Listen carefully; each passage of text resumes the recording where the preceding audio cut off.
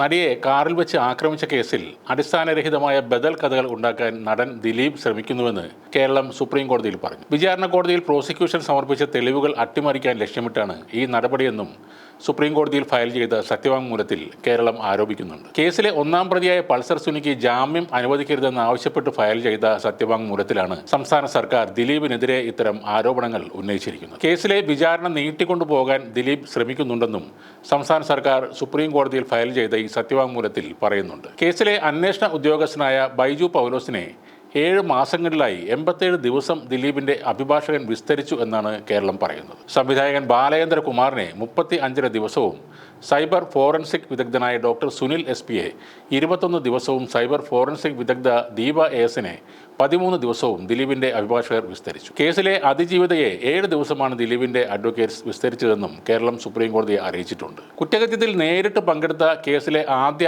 6 പ്രതികളെയും അതിജീവിത തിരിച്ചറിഞ്ഞു എന്നും സത്യവാങ്മൂലത്തിൽ കൃത്യമായി പറഞ്ഞിട്ടുണ്ട്. വിചാരണ സമയത്ത് മിക്ക പ്രതികളും സ്ഥിരമായി ഹാജരാകാറില്ല.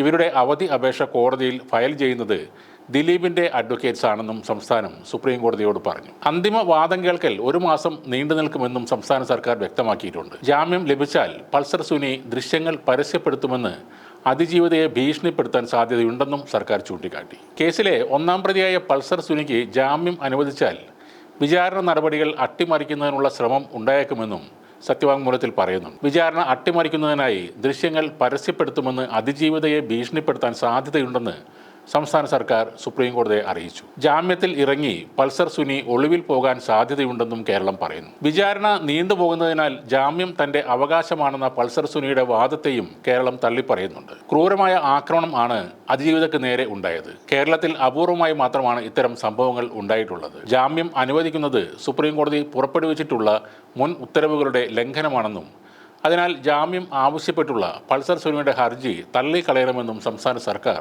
സുപ്രീം കോടതിയോട് ആവശ്യപ്പെട്ടു. പൾസർ സുനിയുടെ ജാമ്യ ഹർജി സുപ്രീം കോടതി ഇന്നാണ് പരിഗണിക്കുന്നത്.